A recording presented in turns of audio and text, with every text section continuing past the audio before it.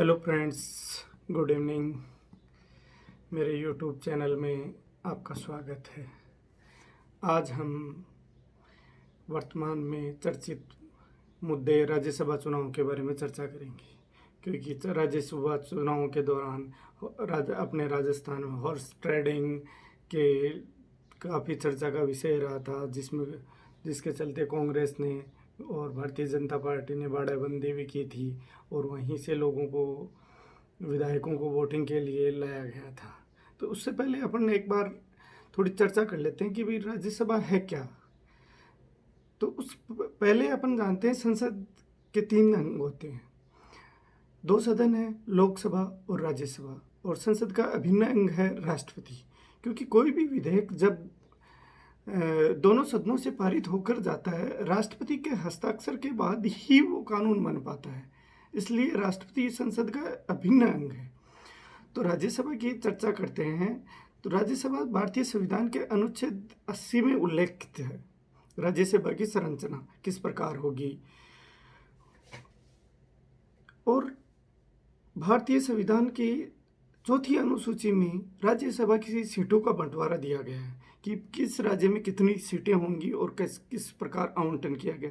आवंटन जनसंख्या के आधार पर किया गया है, जो कि सबसे अधिक उत्तर प्रदेश में 31 सीटें हैं। बाकी बहुत सारी राज्यों में और यूटीज़ में, जैसे पुदुचेरी में 1 सीट है और त्रिपुरा वगैरह में 1-1 सीटें हैं।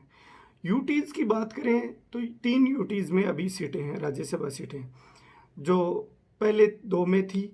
दिल्ली में थी 3 सीटें, पुदुचेरी में थी 1 सीट, और वर्तमान में ही जम्मू कश्मीर राज्य का जब पुनर्गठन किया गया और जम्मू कश्मीर को और लद्दाख को केंद्र संघ शासित प्रदेश बनाया गया, तो जम्मू कश्मीर राज्य की 4 राज्यसभा सीटों को जम्मू कश्मीर केंद्र शासित प्रदेश को दे दिया गया, और 12 सीटें मनोनीत के सदस्य होते हैं जो राष्ट्रपति द्वारा किए जाते हैं, जिनमें कला, साहित्य, विज्ञान, समाज सेवा क्षेत्र के होते हैं।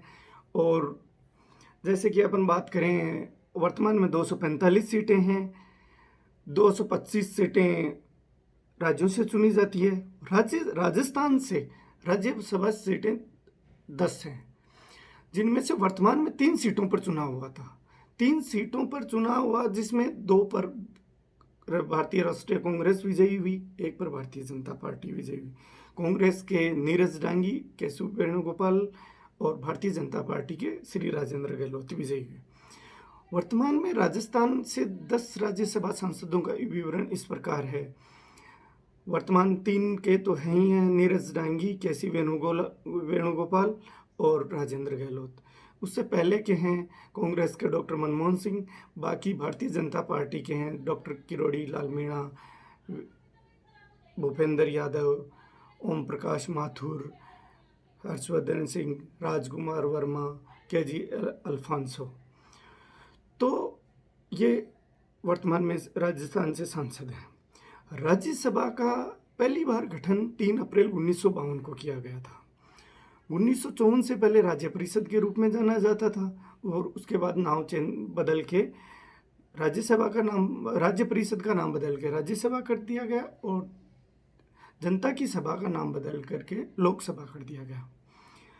चूंकि राज्यसभा एक स्थायी सदन है, वो कभी विघटित नहीं होता। उसके प्रत्येक सदस्य 1/3 सदस्य हर 2 वर्ष बाद में सेवानिवृत्त हो जाते हैं। तो जब पहली बार, रोचक तथ्य ये है, जब पहली बार राज्यसभा का गठन हुआ तो किन सदस्यों को सेवानिवृत्ति दी गई 2 साल बाद में, तो इसका निर्धारण लॉटरी के माध्यम से ही किया गया था।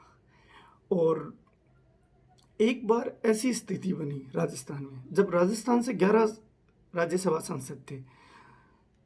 क्योंकि सीटें 10 हैं, इसलिए 11वां सदस्य डॉक्टर नारायण सिंह माणिकलाल, जो कि एक मनोनीत सदस्य थे 2003 से लेकर 2009 तक। वर्तमान में राज्यसभा की 58 सीटों पर चुनाव होने थे 23 मार्च को, लेकिन कोरोना जैसी महामारी के चलते चुनाव स्थगित कर दिए गए। राज्यसभा के इतिहास में ये पहली बार हुआ है, और जो कि 19 जून को संपन्न हुए। राज्यसभा चुनावों की प्रक्रिया की पद्धति के बारे में अपन चर्चा करते हैं। तो सबसे पहले पद्धति है अनुपातिक प्रतिनिधित्व की पद्धति, और उसमें एकल संक्रमणीय मत के आधार पर वोट दिया जाता है। राज्यसभा का चुनाव क्षेत्र बहुसदस्यीय निर्वाचन क्षेत्र होता है। एक ही क्षेत्र से बहुत सारे लोग चुने जाते हैं, जैसे राजस्थान से 3 लोगों को अभी चुना जाना था।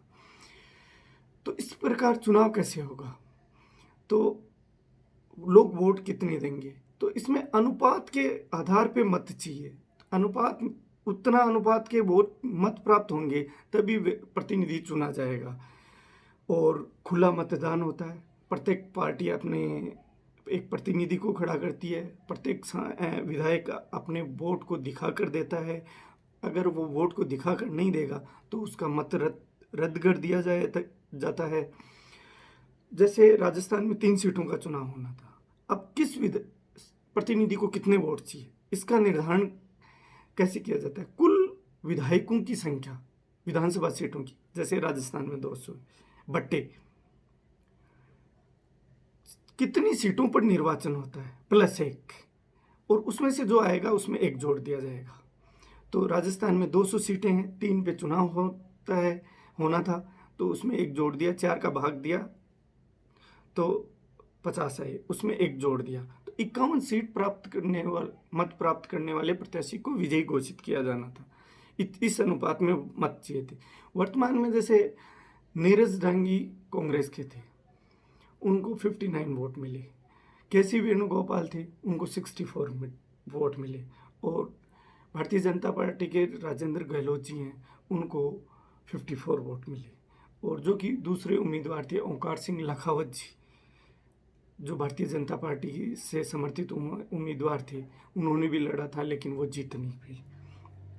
एक इंटरेस्टिंग बात और बता देते, पहले राज्यसभा चुनावों के लिए एक तय था कि उस राज्य के निर्वाचन क्षेत्र में पंजीकृत मतदाता होना जरूरी है, लेकिन 2003 से सरकार ने ये खत्म कर दिया, जिसको 2006 में सुप्रीम कोर्ट ने वैध करार दे दिया गया। धन्यवाद, आज के लिए इतना काफ़ी है। और मेरा चैनल सब्सक्राइब ज़रूर करें। वीडियो अच्छा लगा तो लाइक करें, शेयर करें। धन्यवाद।